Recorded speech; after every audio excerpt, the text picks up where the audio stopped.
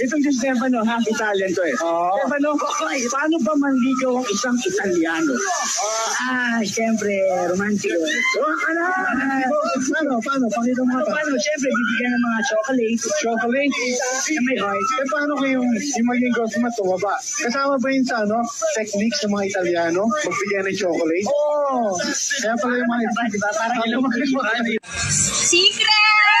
Sabi niya, di ba? Sabi niya manliligaw dapat, tsaka so hindi daw dinaloy. Nag-chicken out!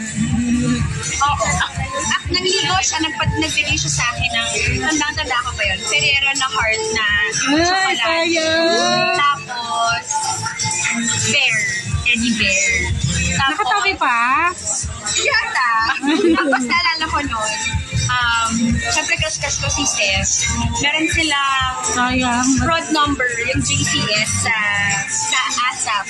Tapos sumama ako kay Kuya. Siyempre, hindi alam ni Kuya ba't ako sumama. Pero kunwari, tambay-tambay lang ako. Tapos yun, tapos ang alam ko lang, umatras siya manligaw kasi may ibang naligaw sa akin. So yun ko talaga. Pati ba naman sa real life, sa Jimmick, ganyan na siya, sa real life, ganun So doon ko pa rin. napansin na sensitive siya pa.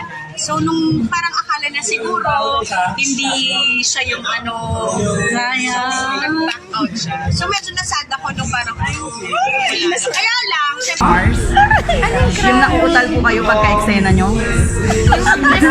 Sino ba yung guest nila nun? Grabe kayo. Si ano yung lalaki? Ganun talaga kami. Lahat binibigyan namin ng mali siya. Ganun kami kasi kaya kami sa lang din yung mga ano. hindi, alam mo, si Steph. Nakapagalit kasi siya sa akin. Hindi po. Steph kasi, ano siya, sobrang, ang natatandaan ko, when we were kids, very sensitive si Stefan. So, ano siya, parang Mabalik sila stress ako sa inyo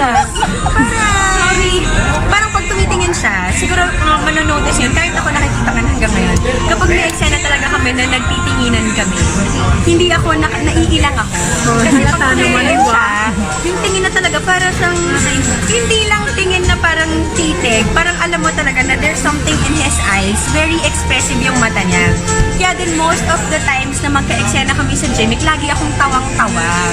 So, exos lang yung tawang-tawa ako, pero siguro kinikilig ako sa mata niya. Kasi talagang, ano siya, very, very expressive.